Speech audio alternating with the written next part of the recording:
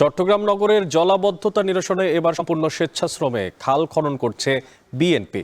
আজ নগরের 10 নম্বর উত্তর কাট্টলী ওয়ার্ডে নাজির খাল ও কালির ছড়া খাল খনন কার্যক্রম উদ্বোধন করেছেন দলটির স্থায়ী কমিটির সদস্য আমির খসরু মাহমুদ চৌধুরী। এ নিয়ে আরও জানাতে সেখান থেকে যুক্ত হচ্ছেন সহকর্মী ফায়সাল করিম। ফায়সাল, আপনার মাধ্যমে জানতে চাই যে এই উদ্যোগের আওতায় ঠিক কয়টি খাল খনন করা হবে এবং ঠিক কখন থেকে খাল খননের প্রক্রিয়া শুরু করা হয়েছে?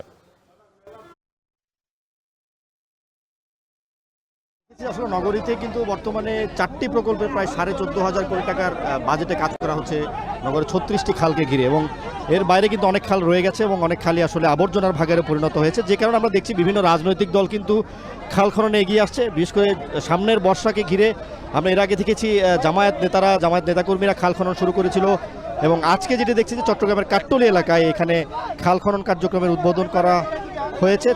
বিএনপির স্থায়ী কমিটির সদস্য আমির খসরু মাহমুদ চৌধুরী এই খাল খনন কার্যক্রম উদ্বোধন করেন। এই কাট্টলী এলাকার 2টি খাল এখানে খনন করা হবে, এবং এই 2টি খালই আসলে আবর্জনার ভাগারে পরিণত হয়েছে। আমরা দেখেছি এই খালগুলোতে আসলে পানি চলাচলের কোনো প্রবাহ নেই, কোনো ধরনের পানির অস্তিত্ব নেই, পুরোটাই একেবারে ককশিট থেকে শুরু করে প্লাস্টিক পলিথিনের ভাগারে পরিণত হয়েছে। এবং এই খাল 2টি কিন্তু তারা মূলত নাজির খাল এবং কালির ছড়া খাল, এই 2টি খাল তারা খনন করবেন।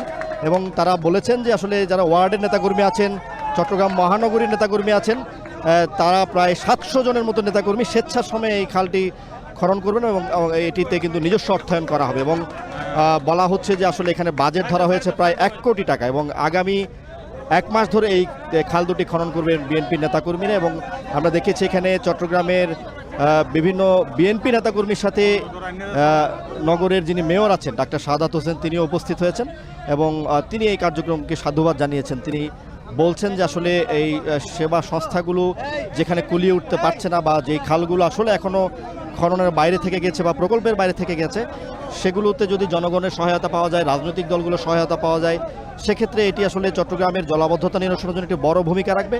এবং আমরা দেখছি যে আসলে সেই লক্ষ্যেই এগিয়ে এসেছে বিএনপির যারা এই ওয়ার্ডের নেতাকর্মী আছেন, এবং তারা যারা এখানে আছেন ওয়ার্ড নেতাকর্মী, তাদেরকে তিনি আহ্বান জানিয়েছেন যাতে এই খাল খননের পাশাপাশি ময়লা আবর্জনা ফেলার ক্ষেত্রেও যাতে নগরবাসী সচেতন হয়।